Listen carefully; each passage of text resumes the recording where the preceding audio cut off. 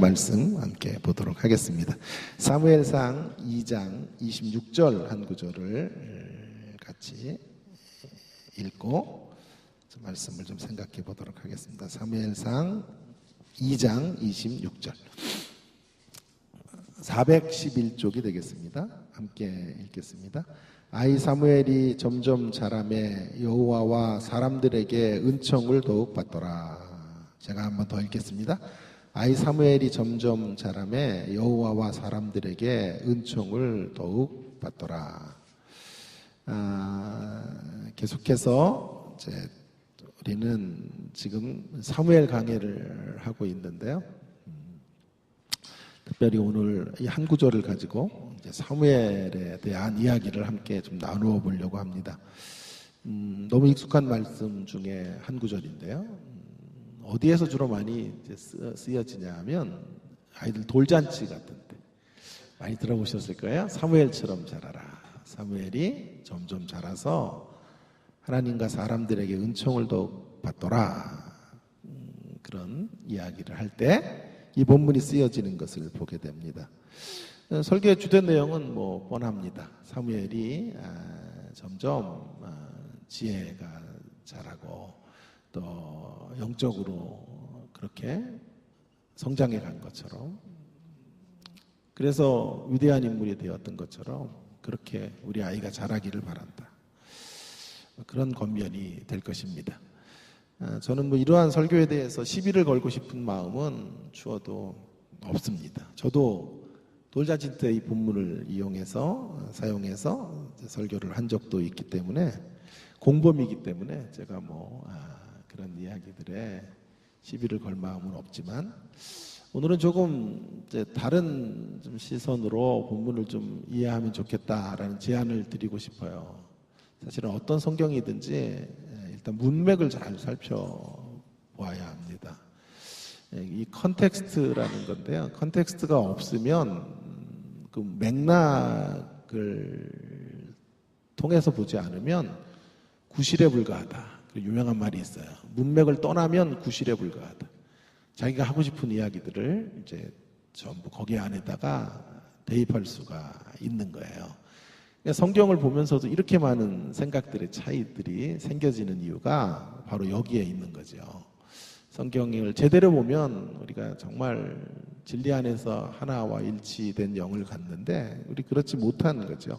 문맥을 떠나서 자신들에게 유리한 말씀들을 이제 붙들고 성경을 이해했다고 생각하기 때문에 문제가 많아지는 것이죠. 여러분, 우리 이 사무엘을 단지 우리 시대의 어린이들을 위한 이상적 모델로 이렇게 둔갑시켜 버리고 그것을 등식화시켜 버리면 본문에 더 깊은 의미를 찾을 수가 없어요. 본문의 이 배경 속에 사무엘이 왜 등장하게 되었는지를 생각해야 되는데, 그런 것들이 다 증발돼 버리고 그 사무엘을 오늘 우리 아이들을 위한 어떤 제대로 성장해 가라 하는 이런 메시지로 나아갈 수는 없다는 말이에요. 저자의 의미가 있을 거예요. 저자의 의도를 제대로 밝혀낼 필요가 있겠습니다. 그래서 무엇보다도 필요한 것이 있다면 역사적 배경을 좀 살펴보는 거예요. 오늘 이제 마이크를 이렇게 딱 달라붙여서 할 거예요. 왜냐하면 지금 마이크를 뺏으려고 그러는 세력도 있어요. 그래가지고 이걸 저한테 달려주려고도 집사님이 하셔서 오늘 잘해야 돼요. 그래서 제가 좀 답답하더라도 마이크를 어떻게든지 달라붙여서 하도록 하겠습니다. 자, 그 사무엘서의 역사적인 정황들을 좀 알아야만 해요. 그래야 이 26절이 좀 풀릴 수 있다고 생각을 해요. 인접 문맥들, 이 본문과 관련된 또 인접 문맥들을 좀 잘 살펴보는 작업들이 좀 필요할 거예요. 그래서 여러분들이 좀 약간 지루한 작업일 수도 있겠지만 이런 작업들을 통해 본문을 좀 한번 드러내는 일들을 저와 함께 해보면 좋겠습니다. 오늘 우리가 염두에 둬야 될 이제 26절 앞뒤를 둘러싸고 있는 역사적 배경이라고 하는 게 중요한데요. 사무엘이 부름받았던 시대를 한마디로 사사시대다 이렇게 말을 할 수가 있어요. 이 사사시대 속에 사무엘이 지금 사사시대 말기에 하나님 앞에 이제 선지자로 혹은 제사장으로 또 어쩌면 왕적 기능들을 감당하는 사람으로 부름받고 있다는 것을 기억할 필요가 있겠어요. 이 사사시대는 어떤 시대인가요? 그러면 사사시대는 우리가 사사기도 함께 새벽에 공부를 했지만 영적으로 가장 어두운 시대를 말하죠. 칠흑 같은 어두움의 암흑의 시대를 우리는 사사시대다 이렇게 말을 합니다. 왕이 없으므로 사람들이 자신의 소견에 옳은 대로 행했던 시대 같이, 그래서 부패와 혼돈으로 가득 찼던 세상의 모습들, 회역하고 어그러진 세대의 끝장의 모습을 보여주고 있는 본문이 사사기이고 사사시대의 모습이라고 할 수 있습니다. 그 어디에도 소망이 없습니다. 빛이라고는 찾아볼 수 없는 그런 어둠의 세상, 그런 세상 가운데 그 세상이 가장 어두웠던 말기의 시기를 이제 배경으로 한나의 기도도 들어오고 사무엘의 등장이 펼쳐지게 되는 것이죠. 이 가까이에 있는 인전 문맥을 이제 더 들여다보면 사사시대의 타락이 어떠했는지를 한 에피소드로 지금 이야기를 하고 있는데요. 자, 앞에 22절부터 25절까지를 좀 보시면요. 그 앞에는 어떤 내용들이 있냐면 그 시대가 얼마나 어두운 시대인지를 말해주고 있는 거죠. 사사시대를 대표하는 지도자 엘리 제사장 아들들의 모습이 거기 소개되어져 있어요. 22절에 보시면 엘리가 매우 늙었다라는 말은 이제 신체적인 어떤 이런 모습들이나 외적으로 나이가 많다라는 정도의 의미를 넘어서는 거예요. 사실은 늙었다라고 하는 것, 그 다음 구절들과 연결해서 본다면 그의 아들들이 온 이스라엘에 행한 모든 일과 회막문에 수종드는 여인들과 동침하였음을 듣고, 그리고 듣고도 아무 제재나 그 아들들에 대한 이런 비행이나 이 아들들에 대한 부패에 대해서 사리 분별을 잘 하지 못해요, 엘리가.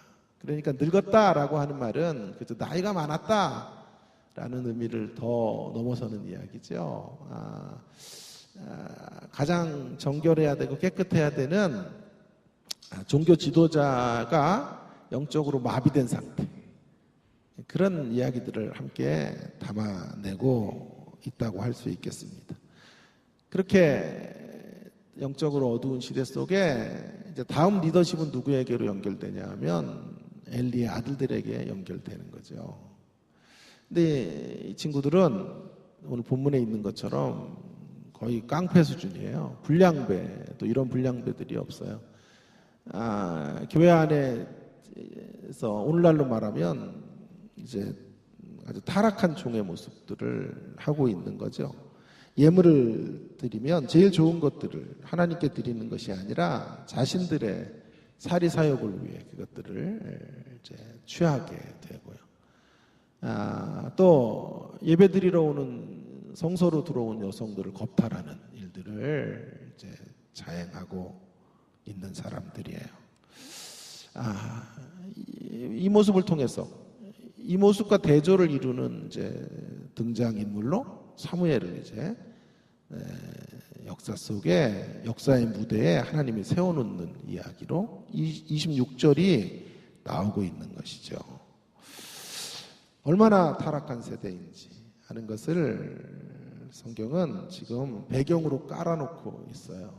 제가 지난번에도 한번 새벽기도 때 마치 보색의 원리 같은 것이죠. 어두움, 너무너무 칠흑 같은 어둡고. 그러니 일반인들은 어땠을까요? 종교 지도자들이 이 모양 이 꼴인데 일반인들, 일반 신자들은 어떻게 살았을까? 뭐 기기에 설명하지 않아도 그들의 삶의 모습들을 우리는 충분히 짐작할 수 있을 것이라고 생각해요. 아니 어쩌면 종교 지도자들이 일반인들보다 수준이 더 떨어졌을 수도 있겠죠. 어쨌든 모두가 타락한 세상 속에 살아가고 있는 거죠. 그런데 이런 모습이 안타깝게도 우리의 모습일 수 있고 자금의 기독교의 현실이라고 하는 것이죠. 세상이 저마다 자신들의 소견을 따라 사는 것은 뭐 문제가 되는 것은 아니죠. 세상은 원래 절대 기준이 없기 때문에 그들의 가치를 따라 제멋대로 살아가는 거죠. 상대적인 기준점들을 가지고 사는 것은 우리가 어찌 말할 수 없어요. 우리 시대를 어떤 이가 터가 무너진 시대다. 절대라는 터를 무너뜨린 시대. 절대를 무너뜨리고 권위에 저항하는 세대. 근데 사실은 절대 좋은 것들도 있는데 뭐 좋은 것들도 강물에 다 떠내려 보냈던 시대. 우리 앞에 절대라는 터를 다 무너뜨리는 세상을 우리가 살고 있는 거죠. 그러니까 공허해요. 옛날에는 참 신앙생활이 좀 쉬웠던 것 같아요. 담임 목사님 한 분이 절대였거든. 그래서 목사님 말하면 순종하라면 순종하고 헌금 내라 그러면 헌금하고 그 말을 100% 따르면 되었어요. 그게 좀 우매하기도 했지만 신앙생활을 편하게 하는 길이에요. 내가 다른 생각을 할 필요가 없어요. 목사님에게 묻고 목사님은 하나님과 직접 만나는 분이니까 나의 부족을 채워주고 그분이 하라는 대로 순종하면 되는. 그러나 이런 터전들이 다 무너진 거죠. 절대 가치, 거대 담론 같은 것들이 다 무너져 버린 세상. 그런 세상 속에 우리가 믿음을 붙잡고 나가야 되니까 정말 어려운 시대를 우리가 살고 있는 거죠. 그래서 공허합니다. 갈짓자 걸음을 걷고 휘청거리고 살아가고 있어요. 우리 시대의 교회의 모습과 더 나아가 교회 지도자들의 모습들은 어떠합니까? 이런 세상 속에 멀리까지 갈 것도 없어요. 저는 신학교에 있으니까 학생들을 만나고 한국교회 지도자가 될 사람들을 16년 동안 이제 두 눈으로 목도를 하지 않았어요? 신학생들의 수준이 어떤가? 몰라요. 장신과 총신보다는 난 것 같아요. 우리 학교가 수준이요. 이런 것도 녹음하면 또 큰일 납니다. 난 것 같은데 갈수록 이런 경건의 모습들이 떨어져 가고 신실함들을 잃어가는 시대의 모습들, 지도자가 될 사람들의 모습들을 보는 것이죠. 그래서 이들이 나가서 조국의 교회를 이끌어 간다면 어떻게 될까? 저의 답은 매우 부정적이에요. 우리 시대의 비극이 바로 여기에 있는 거예요. 교회와 종교 지도자들이 이 세상에 빛을 비추지 못하고 있는 거죠. 마치 사사시대와 같고 사무엘이 탄생하게 되는 이 시대적 배경과도 같은 세상을 지금 우리는 살아가고 있어요. 직면하고 있어요. 너무도 어둡고 너무도 절망스러워요. 그러나 아직 단념하기는 이릅니다. 우리의 현실을 바라보면 희망의 실마리가 전혀 보이지 않지만 우리 하나님이 여전히 살아 계시기 때문입니다. 인간 역사에는 소망이 없어요. 그러나 하나님은 우리를 결코 오늘 기도도 그렇게 해주셨지만 포기하지 않으신다고요. 인생의 폐역보다 하나님의 긍휼과 사랑이 더 크다고요. 그래서 우리가 아직도 희망을 말할 수 있어요. 성경에 이런 하나님의 희망은 종종 어떻게 드러나냐 하면요, 출생의 이야기로 드러나요. 그래서 여러분 누가 탄생했다라는 이야기를 하면 그냥 단순한 생물학적 어떤 한 아이의 생산 이 정도 이야기가 아니에요. 성경은 어두운 시대의 빗장을 부수는 가장 확실한 근거로 사람 탄생, 출생 이야기를 함께 제시하고 있는 것을 보게 됩니다. 한 인물의 출생은 그 시대를 치료하고 회복시키는 근거가 되는 것이죠. 사무엘의 출생 기사도 바로 이러한 맥락에서 이해해야만 합니다. 한나의 기도도 나시린으로 아이를 바치겠다는 것도 한 아이의 출생이 어떤 역사적 자리를 차지하게 되는지를 이제 알려주고 있는 것이죠. 한 아이가 태어나는 것으로 사사시대가 물러갈 수 있다는 거예요. 그리고 새로운 시대, 새로운 빛의 시대, 어두움의 빗장이 부서지고 새로운 찬란한 영광의 시대가 하나이를 통해 만들어질 수 있다는 것을 한나가 알고 있었던 거죠. 적어도 그렇게 되어지기를 갈구하면서 이제 사무엘을 탄생시키고 있는 것이죠. 한나는 정확하게 하나님의 역사를 알고 있었던 사람이에요. 하나님이 어떻게 일하시는지. 하나님께서 사무엘을 찾아오심으로 새로운 역사는 이제 펼쳐지게 되는 거죠. 그래서 사무엘 시대에는 말씀이 희귀했던 시기였어요. 그런데 하나님이 사무엘의 탄생과 함께 어린 소년 사무엘에게 하나님의 말씀을 들려주시죠. 그리고 그를 성소에서 수련받게 하심으로 차기 대권, 차기의 이제 리더십의 핵심에 사무엘을 세우시는 것으로 하나님은 새 역사를 이루어 가려고 하시는 거죠. 시대를 향한 새로운 대안을 마련하고 계시는 거죠. 어두운 사사시대의 사무엘을 통해 새로운 부흥의 역사들을 허락하고 계시는 거죠. 이것이 사실이라면 오늘 우리 시대의 소망도 여전히 하나님께 있다라고 말할 수 있겠어요. 하나님만이 유일한 희망이 되실 수 있다라고 확신합니다. 그분께서 이 시대에 강림하시고 이 시대에 다시 임하시는 것으로 영적인 사사시대와 같은 시대가 종결될 수 있고 새로운 시대들이 열릴 수 있는 것이죠. 그래서 우리는 부흥을 기대하는 거예요. 하나님 부흥을 주시옵소서. 부흥이라는 건 숫자적인 무슨 늘어남 정도가 아니라 하나님이 오셔서 우리가 영적으로 깨어나는 거예요. 자각하고 새로워지는 것이죠. 그래서 날마다 우리는 이런 기도를 드려야 돼요. 하늘을 가르고 주님 강림하셔서 우리의 부패한 심령들을 말씀으로 가르시고 우리 생전에서 여호와의 부흥을 보게 해 주십시오. 여호와의 새로운 일하심의 역사들을 경험할 수 있게 해달라고 기도해야 되는 것입니다. 자, 하나님만이 희망이다라는 말씀을 드렸는데요. 그러나 또 좀 더 진전해 가야 합니다. 하나님만이 희망이신 게 맞는데요. 그리고 하나님의 일하심은 주권적인 일하심이에요. 우리가 무엇을 해도 하나님을 일하시게 할 수 없어요, 사실은. 하나님이 일하기로 결심하셔야 일하시는 거예요. 우리가 하나님을 좌지우지할 수 없어요.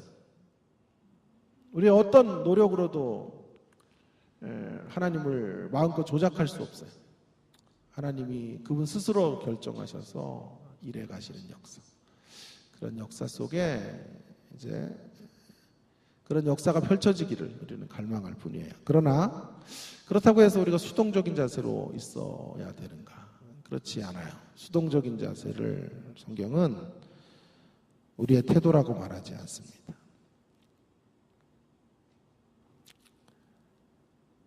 어느 누구도 하나님의 역사를 끌어올 수는 없어요.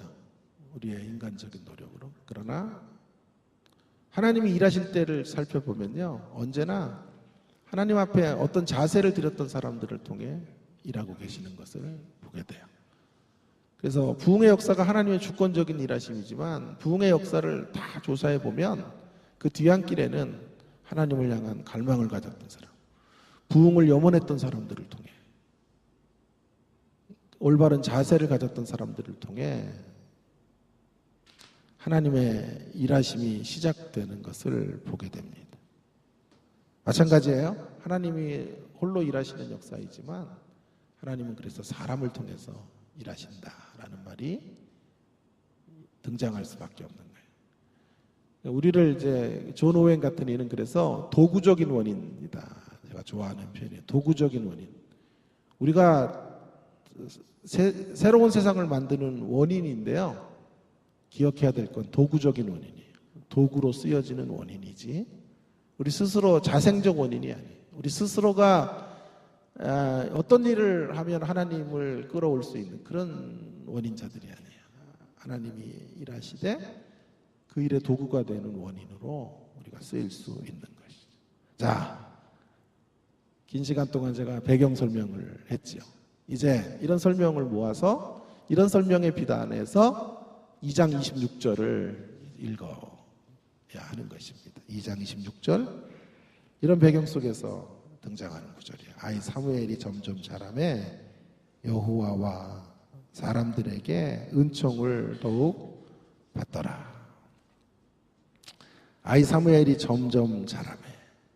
사무엘의 인생에 사무엘의 삶을 표현할 때 항상 등장하는 단어는 점점 자라매, 자라남이라는 단어입니다.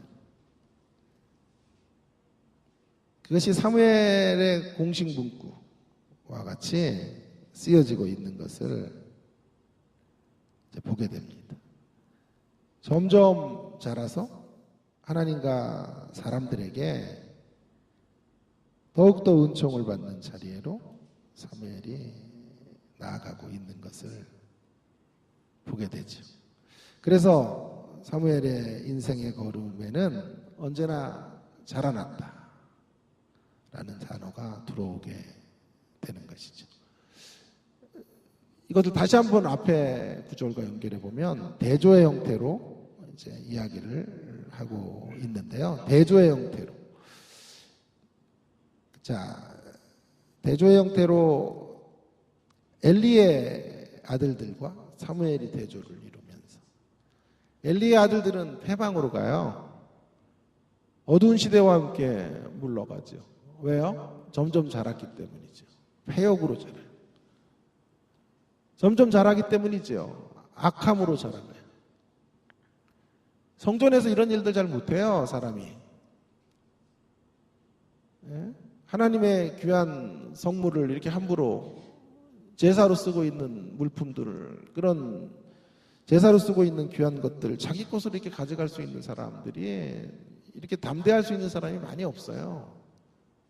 성소에 들어와 있는 여성들을 겁탈하고 이런 일들 잘 못한단 말이에요. 근데 그렇게 될 수 있었던 이유가 있어요. 점점 자랐기 때문이에요. 처음에는 아주 조그만 일로 규정을 어기기 시작했겠죠. 아주 작은 일에 틈이 벌어졌겠죠. 아주 작은 일을 죄로서 받아들였겠죠.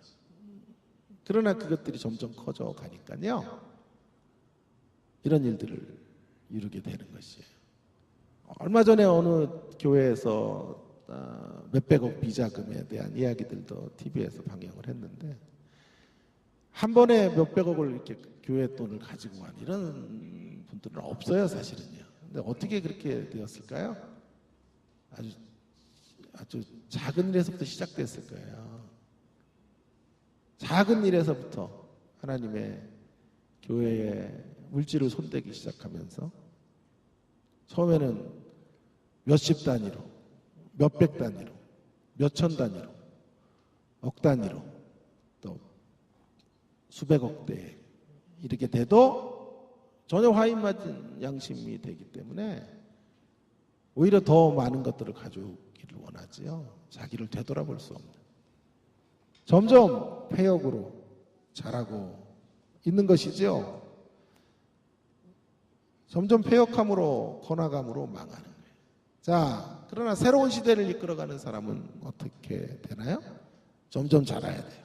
여호와와 사람들에게 은총을 받는 자리로 점점 자라가는 것을 통해서 하나님의 역사 속에 쓰여지게 되는 것이에요. 19절, 3장으로도 한번 와보세요. 3장 19절에도 보시면 이런 구절들이 있지요. 사무엘이 자라매, 사무엘이 자라매. 여호와께서 그와 함께 계셔서 그의 말이 하나도 땅에 떨어지지 않게 하시니 단에서부터 부엘세바까지 온 이스라엘이 사무엘은 여호와의 선지자로 세우심을 입은 줄을 알았더라. 사무엘에게 따라다니는 문구는요, 자라매라니까요. 자라남이라니까요. 이 문구는 육신적인 자라남을 얘기하는 것만이 아니에요. 어린아이가 6개월이 지나고 1년이 지나고 2년이 지나고 더 그렇게 키가 자라고 육신적으로도 강건해지는 그런 자라난만을 이야기하는 게 결코 아니었습니다. 이 역사적인 배경적으로 본다면 한 시대가 무너지고 또 새로운 시대가 어떻게 등장하게 되어지는지, 새로운 시대에 하나님은 어떤 사람들을 통하여 하나님의 역사들을 이루어 가시는지 하는 이야기를 하고 싶은 거예요. 그 중요한 특징이 바로 하나님과 사람들에게 은총을 받는 사람으로 자라가는 거예요. 시대의 멸망은, 사사시대가 종결되는 이유는, 하나님의 심판을 받게 되는 이유는 악으로 자랐기 때문이에요. 패역함으로 자랐기 때문이에요. 그 패역함으로 점점 자라나 이제 화이맞은 양심의 자리로 가고 어떤 일을 해도 하나님 앞에 통곡할 줄 몰라요. 아파할 줄 몰라요. 그것이 죄인지도 몰라요. 그런 자리로 나아가면 하나님의 심판은 반드시 임하게 되는 거예요. 그러면 새로운 시대는 어떻게 열리나요? 새로운 시대는 누구를 통해 열리나요? 어떤 자세를 가지고 있는 사람들을 통하여 하나님은 새 일들을 행하시나요? 하나님의 말씀에 사로잡혀 점점 자라나는 사람을 통하여 하나님의 위대한 일들이 펼쳐지게 되는 것입니다. 말씀에 붙들리는 사람들이 생겨야 되는 거죠. 하나님의 말씀에 붙들려 하나님과 사람에게 빛으로 드러나는 사람들이 생겨질 때 그 자라남을 통하여, 성숙을 통하여 하나님은 새로운 시대를 그들을 통하여 이끌어 가시는 거죠. 점차로 말씀 때문에 큰 사람들이 되어져 가야 하는 것이죠. 위대해져야 되는 것이죠. 환경이나 외형에 있어서는 한없이 초라할 수 있어도 하나님의 생명의 말씀이 우리 가운데 심겨지고 우리의 신비에 새겨진 말씀들로 인하여 말씀에 붙들리는 생애들이 되어야 합니다. 그 사람들이 걸어가는 길마다 어두움은 사라져 가게 되는 것입니다. 그런 의미로 아이 사무엘이 점점 자라났다 라고 성경은 말하는 것이에요. 전 1990년에 이제 정신대학원에 들어갔어요. 93년도에 졸업을 했고, 아시는 것처럼 제 동기 중에는 유명한 이름새를 띠고 있는 유명한 목사들이 여럿 있어요. 그때 어제처럼 생생해요. 같이 지냈던 사람들. 그 중에 여럿은 저희 학교나 총신이나 고신의 교수들로 가 있는 동기들이 많아요. 1년 선배, 2년 선배까지는 같이 지냈으니까요. 양지에서 3년을 같이 지냈으니까. 그들 중에 이제 대형교회 목회를 하는 분들도 계시고, 여러 부분도, 여러 자리에 가 있는 분들을 만나게 돼요. 그런데 지금의 모습이요, 그 신학교 때의 모습이 자라난 형태더라는 게 저의 결론이에요. 그때 도서관에 그렇게 앉아 있었던 친구들은 전부 교수가 됐더라고요. 예? 저도 도서관에 자주 갔던 사람이에요. 여름에 특별히 더워요. 근데 양재에서 제일 시원한 데가 도서관이에요. 그래가지고 이제 더위 피하러 가기만 해도 하나님이 이렇게 교수로 써주시는 거예요. 그 사람들은 공부하러 갔고 저는 더위 피하러 갔는데, 졸더라도 도서관에서 졸라. 저는 그렇게 학생들에게 이야기를 하는데요. 그때 이렇게 산기도 같은 거, 기도를 하나님 앞에 진실되게 드렸던 사람들은 지금 다 이름만 대면 알 수 있는 유명한 목사가 되어 건강한 목회들을 하고 있는, 그 대표가 이찬수 목사 같은 분이죠. 그런 분으로 성장해 갔어요. 그때 매달 양지에서 족구 같은 거 하던 친구들은요, 지금도 기독교 신문에 나와요. 노예별 족구 대회장 이름 걸어놓고요, 준비위원장 이렇게 하고, 한남 노예 누구, 어떤 노예 누구 해가지고 대진표 짜고, 자기 얼굴도 그런 거 많이 보시죠? 신문에 기독교 이제 신문 이런 데 보면요. 늘 그런 행사들을 주관하는 사람들. 변변한 목회를 못하고 어디에 써주는 분들이 없어요. 그래서 그런 일들을 해요. 종의 본부 같은 데 가면요. 그렇게 많은 목사님들이 일이 없어서 거기 뭐 어떤 행사 같은 거 있으면 한 자리를 맡으면 하루 소일거리, 하루 식사거리를 주니까 간단한 사례 같은 걸 받으려고 수십 명의 목사들이 거기 안에 이렇게 대기를 하고 있는 것을 봐요. 그 중에 대부분 우리 동기들도 많아요. 그때의 모습이 자라서 점점 자라서 어떤 이는 후학들을 가르치는 교수의 자리로, 어떤 이들은 목회자의 자리로, 어떤 이는 여전히 아직도 족구대회 같은 거 연결하는 족구 인생으로 살아가는 모습으로 커나가고 있는 거죠. 자라남. 그것이 성경이 말하는 자라남이에요. 점점 자라는 거예요. 새 시대를 맞이하는 가장 중요한 자세. 우리 가운데 어떤 이들을 통해 하나님 새 시대를 이끌어 가시는 성숙한 사람들을 통해 이루어 가시는 거예요. 저는 여러분에게 이렇게 감히 묻고 싶어요. 우리는 그분의 말씀으로 인해 점점 자라고 있습니까? 말씀으로 인해 성숙해져 가고 있습니까? 말씀으로 인하여 우리의 진보를 드러내고 있나요? 거룩해지고 있나요? 말씀 안에서 능력 있게 오늘도 살아가고 있습니까? 환경은 어두워도 우리의 삶의 현실은 사사시대와 같을지라도 그 속에서 우리의 속사람의 강건함을 말씀을 통해 확보하며 살아가고 있습니까?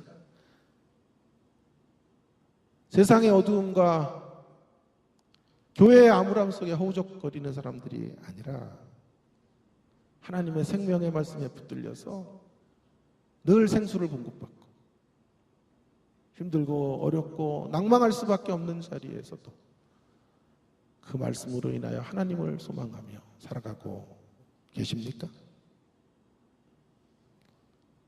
여러분의 영적인 진보들을 한 해 한 해 신앙의 연저들이 쌓여가면서 드러내고 계십니까?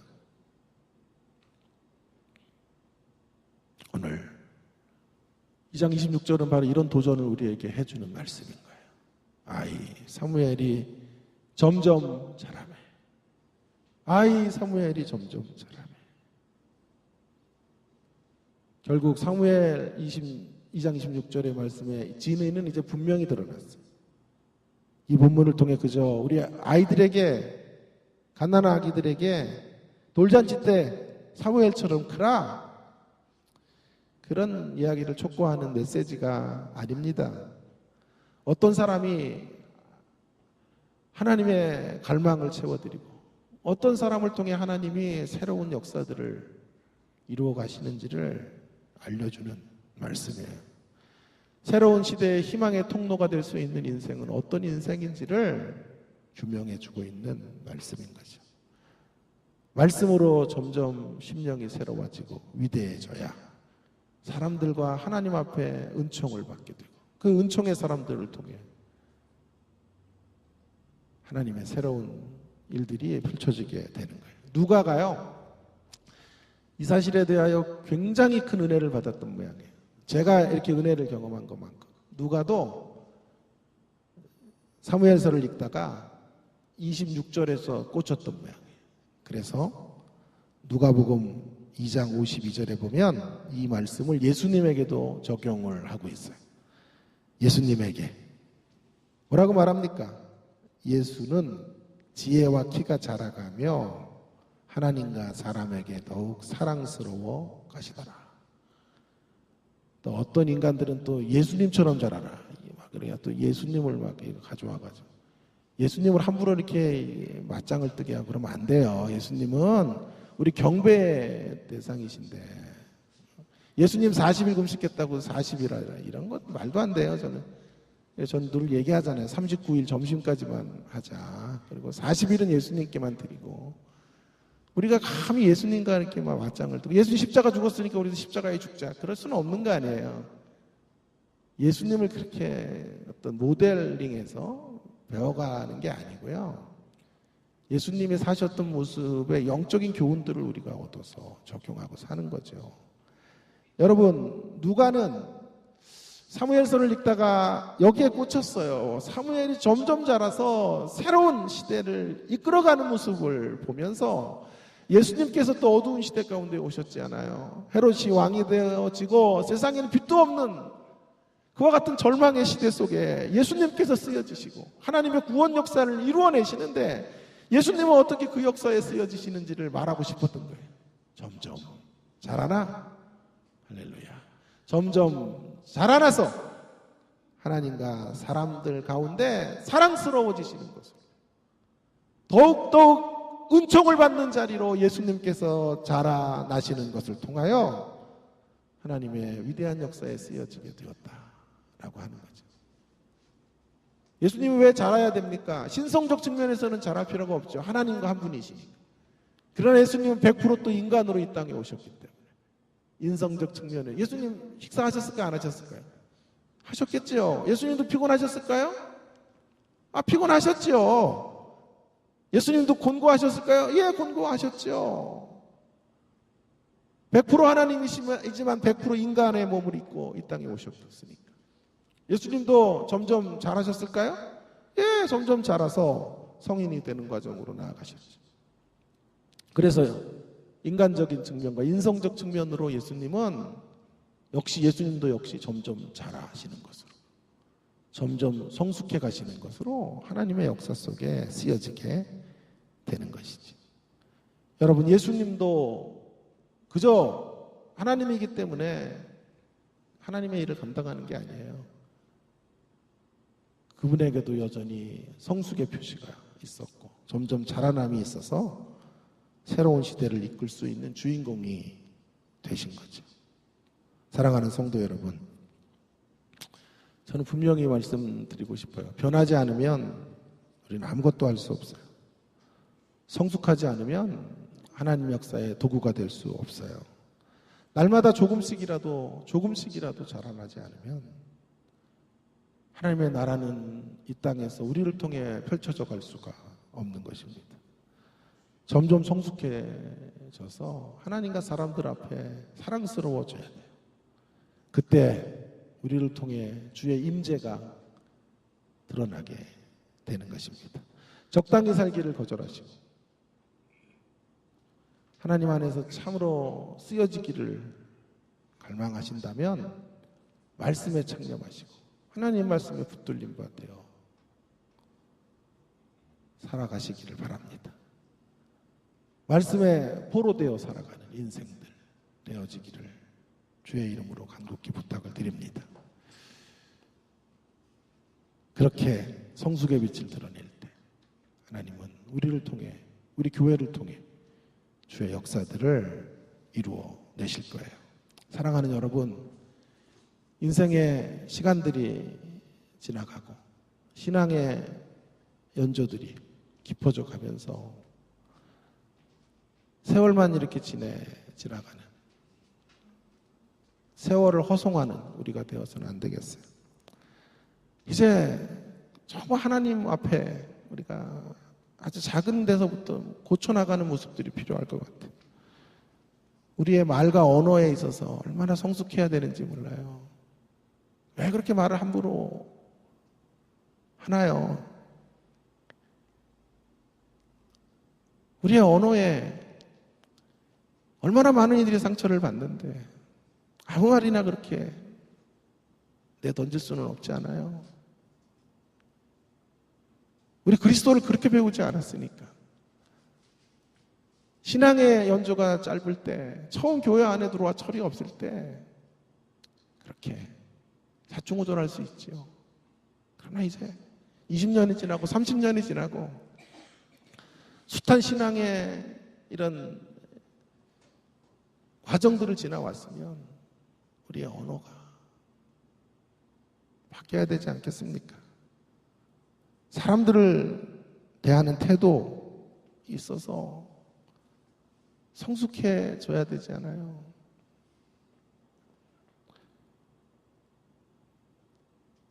저는 학생들에게 늘 이런 얘기를 해요. 하나님 얘기하기 전에 인간이 되지 않으면 사역은 없다. 단위에 올라가서는 하나님 말씀을 대언해야 되기 때문에 누구 앞에서도 당당하게 하나님의 뜻을 선포해야 되지만 단 위에서 내려오는 순간 성도들은 나의 형과 같은 분이에요.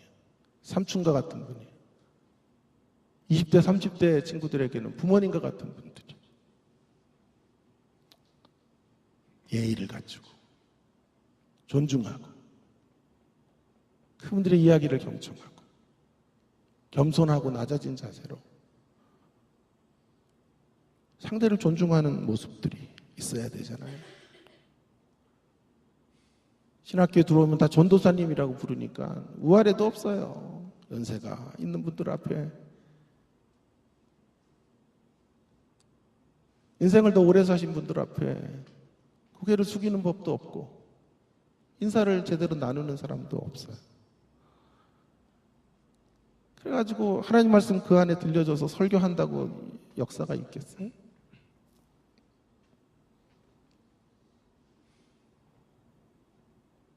우리의 인격이 더 다듬어져야 되지 않겠습니까? 내 행동 하나가 다른 이들에게 어떤 상처가 되는지 이런 것들을 잘 고민하면서 사도 바울이 고기를 먹을 자유가 있지만 내가 고기를 먹어서 주변 사람들이 상처를 입는다면 영원히 고기를 먹지 않겠다. 얼마나 성숙한 거예요. 그런 사람이 되어야 하나님이 역사를 맡기시지 않겠어요? 우리의 성품이 좀 자라야 되지 않겠어요? 기질적으로 급하고 과격한 성품들이 주님을 만나 주님의 다루심 속에서 좀 부드러워지고, 저도 성격이 급한 사람이에요, 여러분. 이렇게 온유하고 주님 닮아서 이렇게 굉장히 느긋한 것 같지만요, 불과 같은 성격이지만 주님의 말씀이 저를 제어하고 주의 말씀이 때때로 제 앞에 장애물을 놓기에 그 말씀 앞에서 저의 모난 모습을 깎고 온전한 성품으로 나가려고 몸부림치는 거예요. 실천에 있어서도 마찬가지죠. 그래서 어디까지 가야 돼요? 새벽기도 때 제가 에베소 3장 19절에 이런 말씀을 드렸는데, 그래서 우리가 가야 될 지점은 하나님의 충만하심까지 충만해지는 거예요. 할렐루야. 하나님의 충만하심까지 충만해지는 거예요. 하나님의 충만하심, 그 충만하심의 자리까지 충만해지는 거죠. 저는 이렇게 말씀드리고 싶어요. 사역은 성숙이다. 성숙이 사역이에요. 사역은 어떤 일을 하는 게 아니에요. 기본적으로 성숙하면 하나님의 사역은 이루어진다고 생각해요. 여러분, 그런 얘기를 한번 드렸나요? 10개를 잃어버린 사람, 10개 중에 10개를 갖고 있다가 3개를 잃었어요. 7개 남은 사람들을요, 누가 위로할 수 있을까요? 10개 다 가진 사람은 위로 못해요. 난 10개 다 가지고 있는데 10개 중에 3개 잃어버린 사람한테 가서 웃으면서 격려해주면 절대 위로가 안 돼요. 너도 3개 잃어봐라, 인간아. 그럼 위로가 나와? 최소한도 10개 중에 3개를 잃어버린 사람을 위로할 수 있는 사람은 3개 잃은 사람, 돈급의 잃어버림을 경험한 사람, 그러면서 견뎌내고 있는 사람은 위로할 수 있어요. 10개 중에 4개 잃어버린 사람은 위로를 이제 줄 수 있는 자격이 생기는 거예요. 6개쯤 잃으면요, 3개 잃은 사람 앞에 6개 정도 잃은 사람은요, 큰 위로를 줄 수 있어요. 6개를 잃은 자리에서도 4개밖에 안 남았는데 견뎌내고 믿음의 길로 걸어가고 있기 때문이죠. 8개쯤 잃은 사람이 견뎌내며 살아갈 때는요,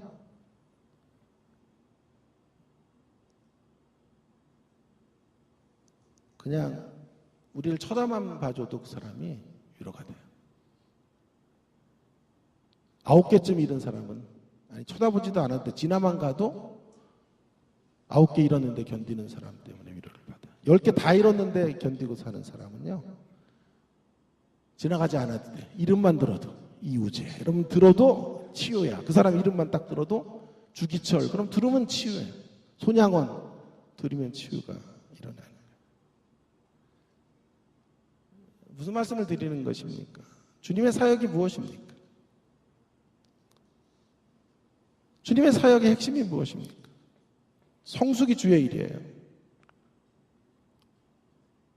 그렇게 아멘도 하지 말고 그러세요. 성숙이 주의 일이에요.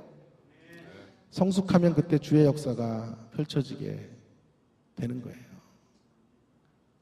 더 많은 것들을 잃었지만 그 자리에서 견뎌낼 수 있는 성숙이 있으면 다른 이들을 충분히 위로할 수 있어요.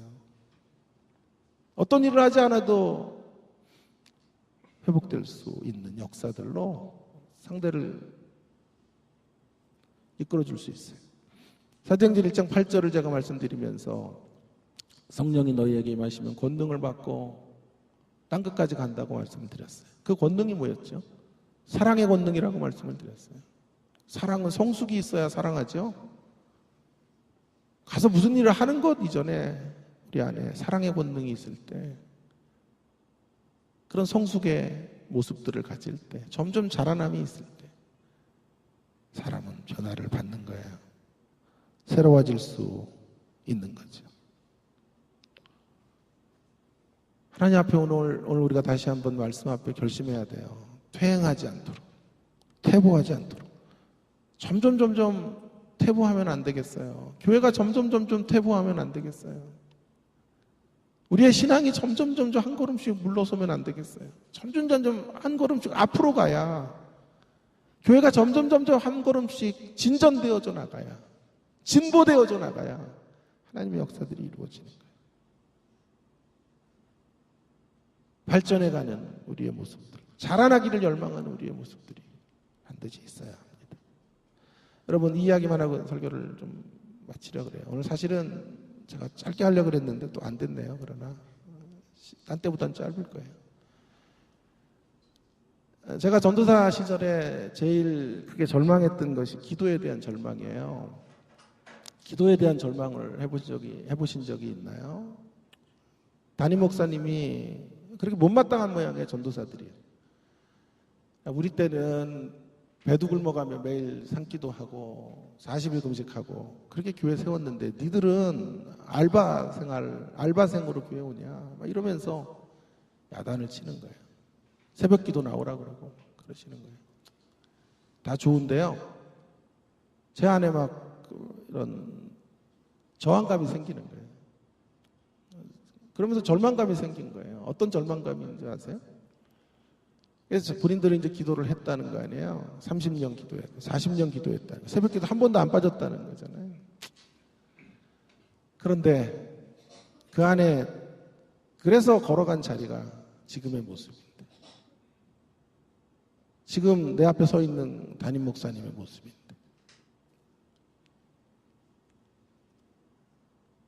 한 30년 정도 기도하면 성자가 되어서 서 있으면 나도 30년 투자해 봐야 되겠다 이렇게 되는 거 아니에요. 그죠? 30년 기도했다는데 모습은 더 탐욕적이고 더 세속적이고,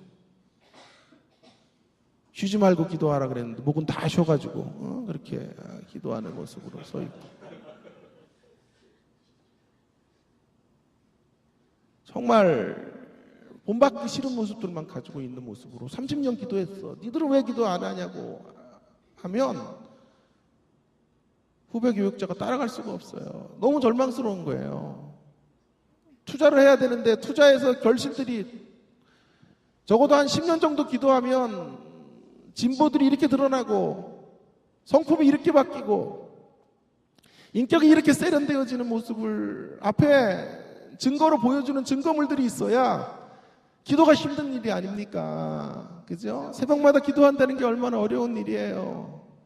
시간을 내어서 하는 게 얼마나 어려운 일이에요. 그래서 기도하라 그랬더니 삶이 기도다 이런 인간들도 있어. 지가 삶이 기도라는 거지. 그래서 와이프한테 왜 내 생일 날 당신 때 생일 때는 그렇게 선물을 원하는데 왜 내 생일 때 선물 안 해? 그랬더니 내가 선물이잖아요. 똑같은 얘기 아니에요? 삶의 기도를 하잖아. 삶의 기도. 그래서 저는 그런 사람들에게 늘 이런 얘기를 해요. 삶의 기도라고 핑계대지 말고 삶을 위한 기도를 해라. 시간을 정해놓고 삶을 위한 기도를 해야 돼요. 삶의 기도라고 말하는 사람은 대부분 기도 안 하는 사람들이거나 기도의 능력을 모르는 사람들이에요. 근데 변명하는 거잖아요. 저는 그렇게 말하고 싶어요. 시간을 따로 떼어서 진지하게 우리의 진보를 위하여 성숙을 위한 기도를 드려야 돼요. 삶의 기도라고 말하지 말고 삶을 위한 기도를 하나님 앞에 드려야 돼요. 기도에 대한 절망감이에요. 그래서 제가 유학을 간 거예요. 부목사로 있다가는 정신이 돌겠더라고요. 그래서 하나님 저 좀 살려주세요. 도피처로 유학 갔다가 교수가 되고 오늘 여러분 앞에 이렇게 서 있는 거예요. 30년 기도해서 성자의 수준이 돼야 기도를 투자할 만한 결심이 생기는데 그렇지 못하잖아요. 더 욕망의 종로로 타며 살면서 그럼 지나간 30년의 기도는 무슨 의미가 있었는가 이런 생각들을 하게 되는 것이. 전 목사님들 이야기만 하는 게 아니에요. 우리의 이야기를 좀 하고 싶은 거예요. 장로님들, 권사님들, 또 집사님들, 우리 모두 이 땅에 먼저 된 우리들, 먼저 부름받은 우리들이 이런 절망감을 혹시 주는 사람들은 아닌가? 처음 예수 믿고 교회 안에 들어온 사람들, 저 세상에 그리스도를 알지 못하는 사람들이 우리를 보면서 절망하면 안 되잖아요. 예수 믿어 20년쯤 되면 좀 얼굴빛이 바뀌고 예수 믿어 한 30년쯤 되면 성숙의 뚜렷한 빛들을 좀 보이고 세상에서 흉내낼 수 없는 이야기들을 살고 세상에 없는 가치들로 인하여 새로워진 모습들을 드러내고 그래야 나도 한번 예수 믿어보고 싶고 저도 한번 성경 공부 받고 싶습니다. 저도 한번 제자 훈련 받고 싶습니다. 그래서 목사님처럼 될 수 있다면 그래서 우리 장로님들처럼 될 수 있다면 그래서 권사님들처럼 될 수 있다면 저 한번 그 길을 걸어가고 싶습니다. 이런 희망과 용기와 도전할 수 있는 마음을 주는 우리 모든 성도님들이 되어주시기를 부탁을 드립니다. 이제부터 우리 진보를 드러내고 성숙의 반응으로 서로를 대하고 우리의 성품과 인격에서 그리스도의 향기를 드러내는 특별히 우리의 말과 언행에서 그런 성장하는 모습들을 나타내고 그렇게 드러나는 인생들이 되어지기를 바랍니다. 그래서 하나님과 사람들에게 더 은총을 받아 새로운 시대에 쓰여지는 성도님들이 되시기를 바라고 여러분의 자녀들이 되기를 바라고 무엇보다도 우리 주님의 십자가 교회가 되기를 간절히 염원합니다. 통성으로 함께 같이